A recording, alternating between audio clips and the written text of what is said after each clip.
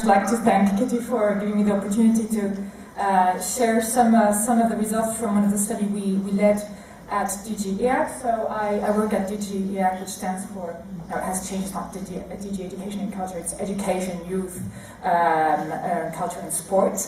But in any case, I actually work for a program called the Marie-Skłodowska Reactions, which is part of Horizon 2020. So the Marie-Skłodowska Reactions are part of the excellence science pillar, and we have a budget of 6.2 billion for the duration of this work program. And if you don't know us, I invite you to have a look at our website. We actually fund individual, most of you perhaps know us already, we fund individual researchers, but also research networks, doctoral programs, postdoctoral programs, and staff exchange, always with an international mobility dimension. So just very briefly, some key features, because this explains why we actually led the study. I want to share some of the findings with you today. So our program focuses on the training and the career development of researchers, and not only developing research skills, but also transferable skills, as we were just talking a bit earlier, to increase the employability of researchers. That means that the researchers we support not only develop skills in terms of great scientific skills, but also in terms of project management, IP. So we try to diversify the skills to actually, so that actually these researchers are able to find the best job that fits their ambition. We actually support the international mobility researchers, so that's one of the signatures of our program. And we're open to researchers from all over the world and at any stage of their careers, so PhD candidates to postdocs, to more advanced researchers. And we cover, a bit like the ERC, all domains of research, so we're a bottom-up program. We also support opportunities to work in the non-academic sectors, so most of our fellows experience work in industry or in small and medium enterprises or in other non-academic sector actors such as NGOs, sometimes museums or hospitals. And what is actually relating to the topic of today is that we actually promote quite actively attractive working and employment conditions for researchers, and we also have a particular attention to equality of opportunities, because actually these last two factors highly influence mobility decisions of researchers, like we're going to see a bit later today.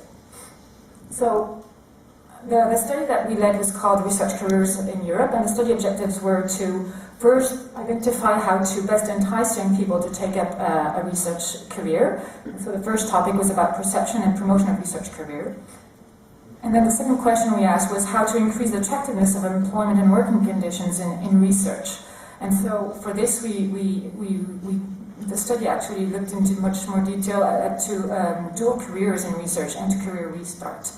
And the whole study led to recommendations, both general recommendations in terms of policy making and some recommendations that were more specific to improve the design and the implementation of the MSCA program. So today, I'm going to be talking a little bit about topic number 1, but actually quite more about topic number 2, on dual careers. So this study was actually led over 19 months by a consortium that was led by PPMI, in Lithuania, and also with CARSA in Spain and EURAXESS in Portugal.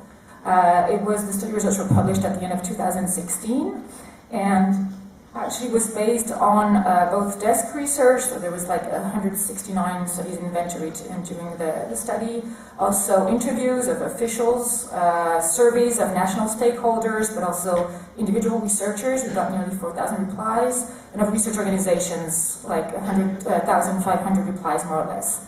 There were also 10 case studies, and there was an Indian and international validation seminar to get more input and reactions from the various experts and stakeholders on the study findings. So you can find the study. This is what the study report looks like, and you can download it free of charge from the EU bookshop. The links are here. I think the presentation will be shared afterwards. So please don't hesitate to refer to it if you're interested in one of the 3 topics I mentioned earlier that the study goes through. So let's get to it now. So these are the first results I wanted to share with you as to the promotion of research careers. So among the questions we asked, what are the factors that were reported by researchers in general to have the most positive influence on their decision to pursue a research career? And so the number one was intellectual curiosity. Number two was the knowledge and skills that were necessary for a research career that made it attractive. Then there were the international mobility opportunities offered to young researchers. There was also the possibility of autonomy, including at early stages of their career, and the curriculum composition at school. Then, when we asked individual researchers, what had the most negative influence on their decision to pursue a research career, or what could have potentially dissuaded them from actually engaging in a research career, well, the number one was the financial conditions and salaries for researchers, the stability or lack of stability and security of a research position. We know there's, as it was mentioned before, a lot of contracts, 2 or 3 years at the postdoc stage, which maintain the precarity of the employability situation of the researchers, the employment situation of the researchers, sorry. The third one was the competitiveness in research career and the shortage of academic positions. There was the compatibility of research work and academic career with the personal life of the researchers, of course. And finally, the transparency and the equal opportunities in the research career recruitment process, which were not always so convincing. So then we asked to the research performing organizations to actually tell us how they thought they were active in addressing various research career development-related aspects. So it's a bit small. I'm not sure you can see what is here, but actually 76% of them thought they were quite good at encouraging young people to embark on a research career, and also to encourage interactions between society and their organization to promote science. Also to promote equal opportunities and gender balance. 69% of them thought they were quite active in trying to promote that. And improving research career conditions. But where actually they evaluated themselves as not being so active was at improving researcher recruitment practices, improving work-family balance for researchers, supporting for the professional integration and career progression of researchers and their partners, and promoting research careers restart, for example, also was not so much developed, and implementing dual career couple hiring procedures came actually last. So there's still some points for improvement in terms of, and these are only a few, of course, but things that can be improved in research career development from the perspective of the research organizations. So today I'm going to focus a bit on dual careers. In the dual career part of our study, first I should start to say what do we mean by dual careers? I know some of you are quite familiar with this, but in case some of you are not so much, I'll just define things so that we all agree on what we're talking about here.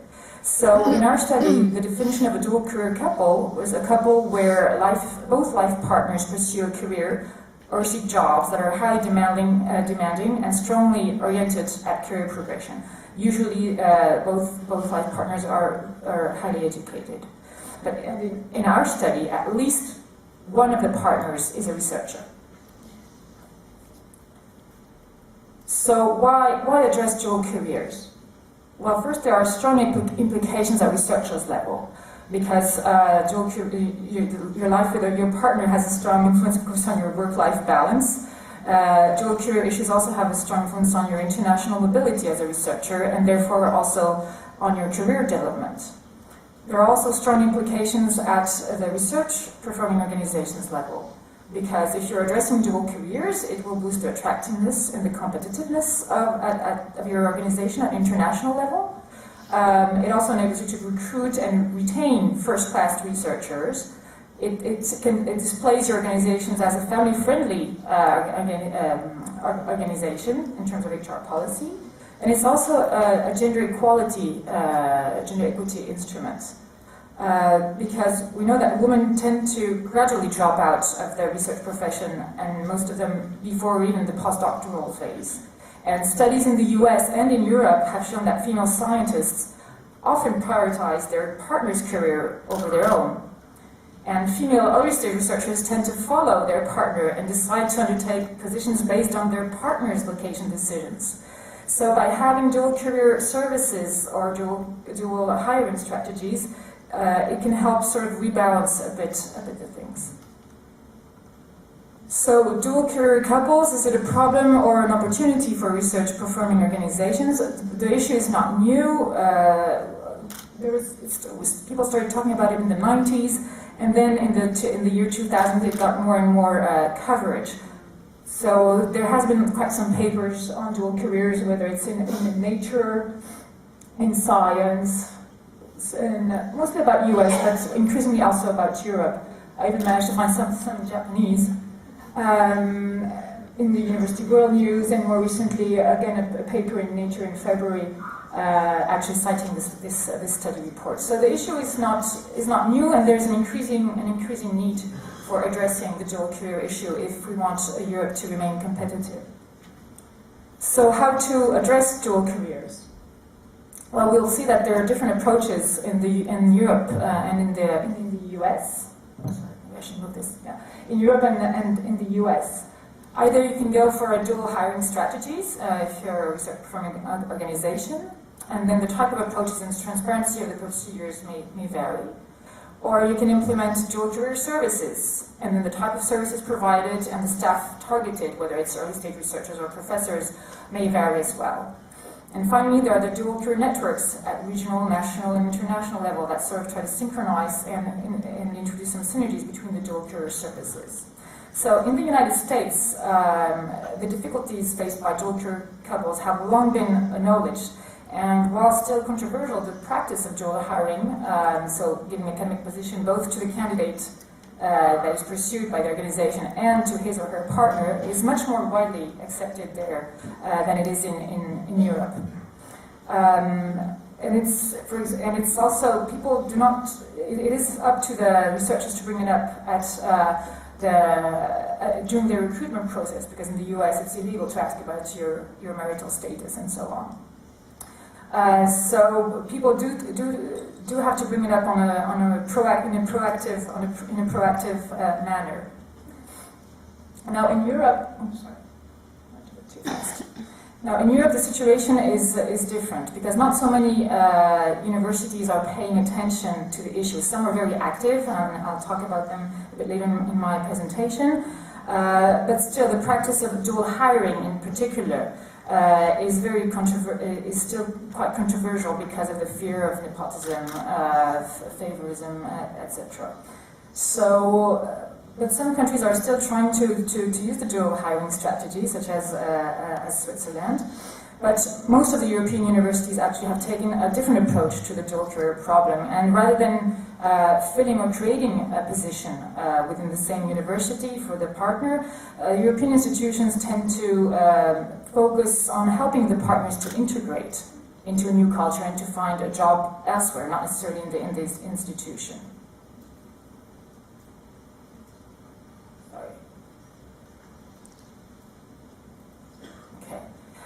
So there has been quite some literature on the dual career issue. I'm not going to go through all of it, of course. There was a key publication on the US situation in 2003 by Lisa Wolf-Wendell from the University of Texas. There was also a key report from the University of Stanford on dual career academic couples and how universities what universities need to know about it by Professor Londa Schivinger. And now how about Europe? Well, actually in 2009, for example, there was this, as part of this paper from the European Science Foundation, there was already a part where they were asking, dual career couples a growing demand. So it's something that's also increasingly taking importance in Europe, and that should be addressed.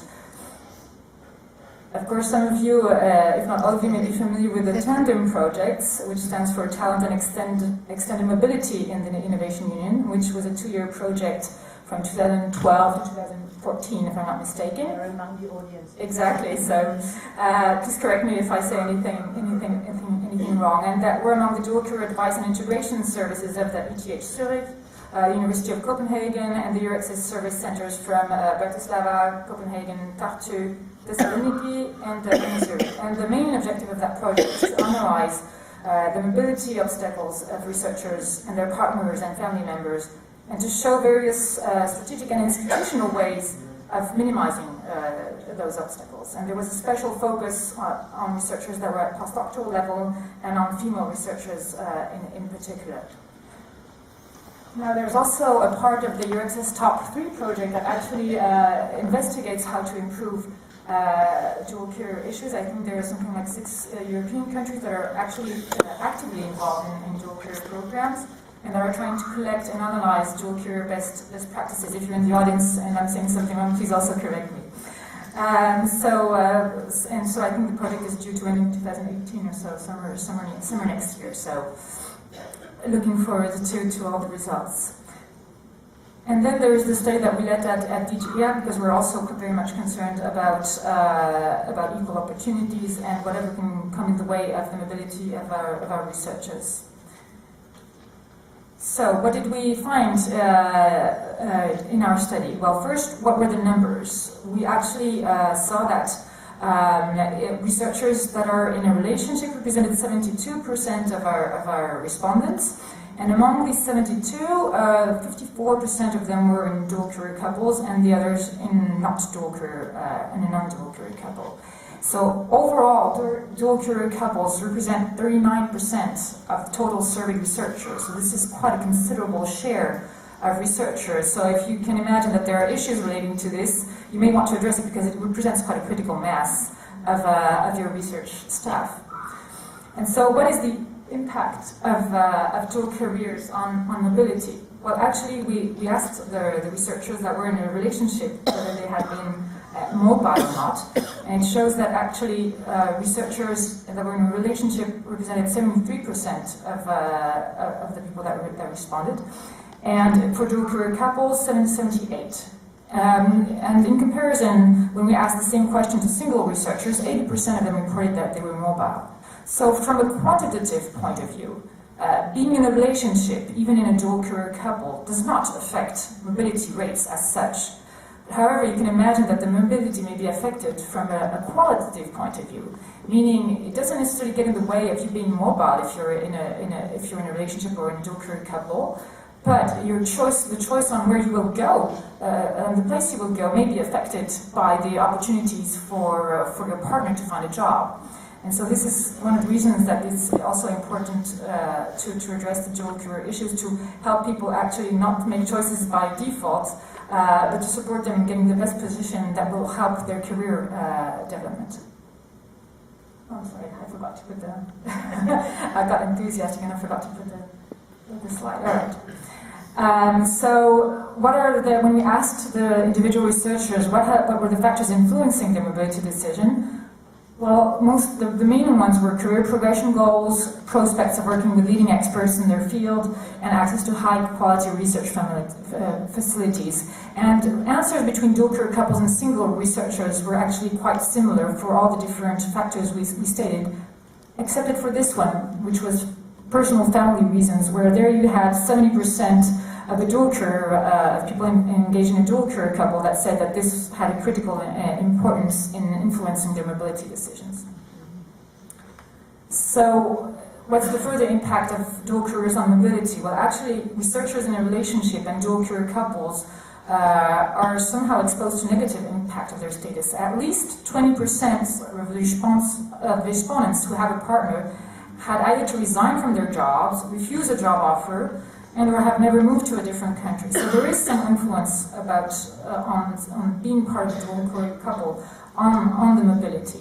And actually, in terms of what stage of researchers are the most affected by being engaged in a dual career couple, it's not so much the early stage researchers, so PhD candidates, but more postdocs and then principal investigators, so both early postdocs and when you become more independent. At professorial stage, this is not so striking. So it's really in the middle, in the peak of your career boost when you're a postdoc or a PI that this may get in your way in terms of career development.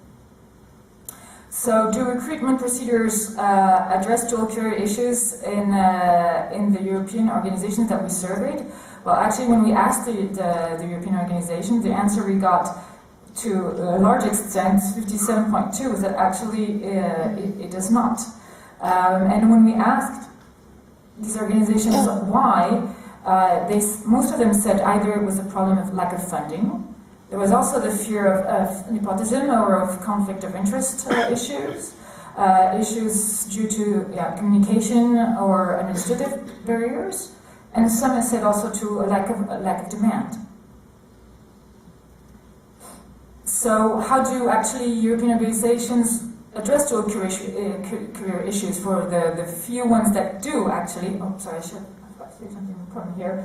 So actually 57% said they didn't, and actually 15% more or less said that they did. And you can see that only 5% of them do it through a formal procedure. So it's not very rarely addressed, and what it is, and it's not, most of the time, it's still in an informal way. So in terms of transparency, etc., there's still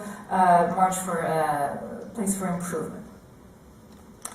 So for those those organizations that do address dual career issues, usually what do they do?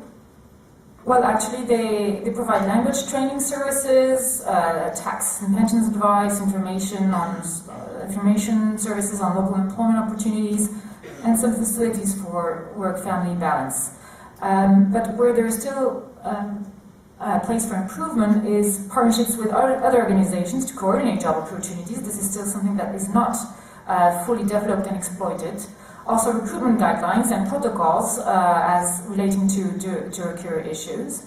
Employment of a dual career specialist, still very few organizations do that.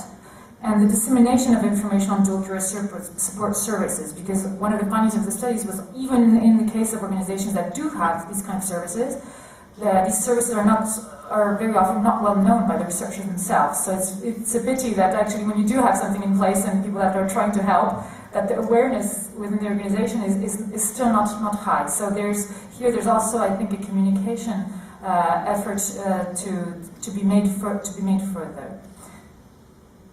Okay, so how do we address dual careers in Europe? So I already mentioned the Tandem project that was led.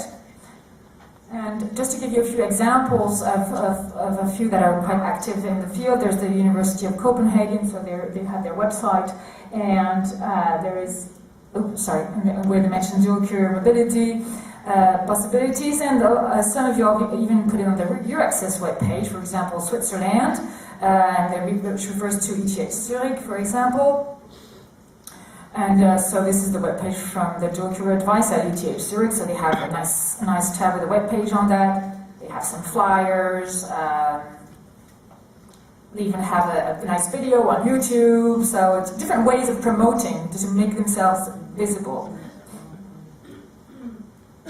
And then I don't know if I couldn't check if this was still active. So if there's somebody from ETH Zurich, please correct me if I'm wrong. But at least I found this paper from 2013. Relating to directives concerning the employment of spouses and partners and relatives at ETH Zurich, and it was about the job announcements and open positions that are usually advertised, with a few exceptions. And one of them is if the success of the negotiations with a candidate for a faculty position depends on the promise of the organization to also offer a position for the spouse or partner, and as long as the qualifications and selection criteria of the other relevant directives are observed.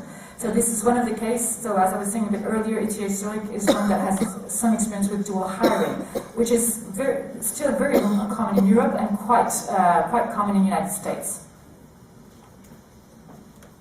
So then there's also Austria that's quite active in the field of dual career, and that also posts it on the EURAXESS website. There's also Norway. Just to give you a few examples. If I forgot anybody, please don't blame me. I may have omitted some. I saw also the Netherlands. So Ilse organized at the end of March a seminar dealing with dual careers, and of course there's also Germany that is very active in Europe, in particular with the dual career network of Germany. So the dual career network of Germany, so it started in 2009, and nowadays it has something like 37 or 40 member organizations all across Germany. I think there are like 46 dual career services, and out of those like 40 are part of this dual career network. And they're very active, and they really aim to define criteria and structures for high-quality dual career work. And they publish some best practice paper. I'll show you in a few seconds. And so, as I was saying, Germany is very active in dual careers. So here is, for example, the University of Heidelberg. They have their web page, and again, a nice flyer. There's also the University of Constance that has been historically very active in dual careers. There's the Goethe University of Frankfurt. And so this is the paper I was telling you about that was produced by the Dual Career Network from Germany, so the DCND. That actually provides some insight into dual career service quality criteria. So what they deem crucial to promote good quality, high quality dual career services. And so why dual career? Stop me if I'm too long. Okay. So why dual career services according to the DCND? Well, first, it enables your organization to increase their attractiveness.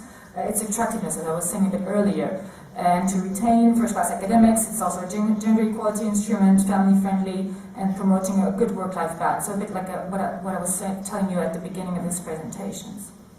And what are the target groups of the dual career services according to the DCNC that should be aimed for? Well, it depends also on your policy objectives and your strategy you want to implement in terms of your HR strategy for organizations. It can target, most of the time when there is some strategy, it very often aims at professors to retain in retention negotiations. But it can also address junior scholars, so doctoral candidates and more younger postdocs, and various staff members. I just wanted to point out this paper from EURAXESS that actually said, please don't forget about the young researchers, because very often dual career opportunities are offered to professors. So you want your star professor to come to your organization, and you propose, to either to support their partner or their spouse to find a job in the institution if the other one is also an academic, or elsewhere in the region. But the young researchers also have dual career couple issues, even if they're not maybe the majority, and so they published this paper in 2014 saying, please do not forget about the young researchers. And then as I was saying also, there are some, what should dual career services offer? It depends on the location. I mean, it really varies depending on your organizations. You can develop a job seeking strategy. There's application documents selling down in the region, information on childcare facilities, help to find housing. I'm not going to go through the whole list, but supporting dealing with authorities. So a lot of services can be offered, and it's up to your research the research organizations to decide what is the best fit for the objective they want to reach. So there are some initiatives that specifically support dual careers in Europe. I went through a few of them, and there are some that even go beyond. So now I'm going to tell you a bit what happens in the US with the Higher Education Recruitment Consortium. So this is actually a non-profit association that was founded in the year 2000 by several campuses in Northern California, and now it grew to, I think now there are organizations like in a bit more than 25 states in the US and in the District of Columbia. And so they're very, very active in the field of dual careers. And so how they proceed is, first there's the identification of a lead institution that will host some kind of introductory meeting and invite colleagues from the campuses in the area to learn about the HRC. And then there's an analysis of the critical mass to ensure that there are regular activities of the regional offices. And once those institutions are familiarized with the HRC, then they can apply to become members. And then there's creation of a new HRC regional office, which involves nominating a regional director and so on. And so that they grew like this by sort of mentoring each other, and this is actually a good strategy because they've gone a lot of all over the country. So what does the HRC propose? Well, first, for dual career job seekers, they propose an access to a list of jobs at institutions within a commutable distance. They also offer a dual career search technology that enables you to search for jobs for you and your partner at the same time within a commutable distance. They also have a library of articles, research and studies, etc. on dual career topics. And they have links to all the institutions that have dual career programs and policies. And they also host some job seeker webinars on the dual career topic. And what do they offer to the member institutions? Well, they offer a referral source to the HRC website for candidates with partners, dual career materials to include in candidate recruitment packets, and a member network to collaborate on dual career appointments. There's a lot of networking again and best practice sharing, and conferences and webinars for member institutions to actually display and share these good practices. Now there's also another kind of dual career network that's quite efficient, which is called the International Dual Career Network. So this is not specifically for universities, but I wanted to share this example with you which is one of the case studies in our report, because it integrates also the non-academic sector. And so this was actually first, so the International Dual Career Network was first launched in 2011. It was actually a local Swiss initiative that was led by Nestlé, Philip Morris International, Ernst & Young, and the Vaud Chamber of Commerce. And it's really, it really tried to help retain, top employees in the companies by actually providing support to their partners and spouses. And so we used actually to highlight the role of large companies which are committed to dual career-friendly approaches that allow their leadership teams to attract and develop and to retain talent. So they have this web page, and you see there's this very visible things, mobile employees, partners. So it's quite visible on their website. So what are their objectives? What do they offer? Well, they offer access to a qualified talent pool, access to a global mobility support service for spouses, and also enhancement of the employee value proposition through becoming a dual career-friendly organization. And then what they aim to offer the mobile spouses is support in professional integration in the new country, the opportunity to network with HR professionals, corporate representatives, and like-minded spouses and partners that are looking for jobs, and an increased awareness of professional opportunities. And actually, this is from their annual report, I think from 1 or 2 years ago, and actually, when people were asked whether this had been, so they organized some kind of events, and when the people that were participating, so the mobile partners were participating, you see that actually they have quite a high satisfaction rate, saying that really the network helped them in their in finding a job. So, what were the recommendations from the study based on all the findings on dual careers? Well, first, the research that the study said it's crucial to raise awareness to start with on dual career issues, as dual careers raise awareness for dual careers as a key leverage factor to recruit and retain talented researchers in Europe. The second recommendation was we should monitor closely dual careers. The third point was there could be a financial support to organizations that actually provide effective dual career services. Then they also said maybe there should be supports to existing dual career networks, both by showcasing them and to inspire creation of perhaps of new ones across Europe, and also through funding initiatives. They also said perhaps one of the best ways to address this issue would to promote also the development of a common framework in Europe to tackle dual career issues. And the second set of recommendation here was to support the creation of virtual communities of practice dedicated to dual career issues, for example, with HR departments, which could not only encourage mutual learning and sharing of good practices, but also the implementation of relevant actions in this area. Another recommendation was to encourage research-performing organizations to develop a clear and transparent position on dual career hiring procedures should these organizations decide to go for dual hiring, this procedure should be transparent. People should be able to see what exactly is the procedure.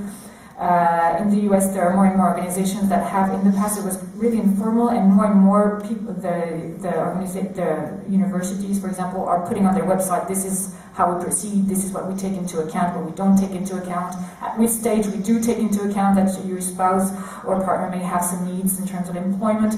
So people know when they go for a job interview what to expect and not to expect. And finally, one of the last recommendation was perhaps to have an explicit specification of dual careers in the Charter and Code.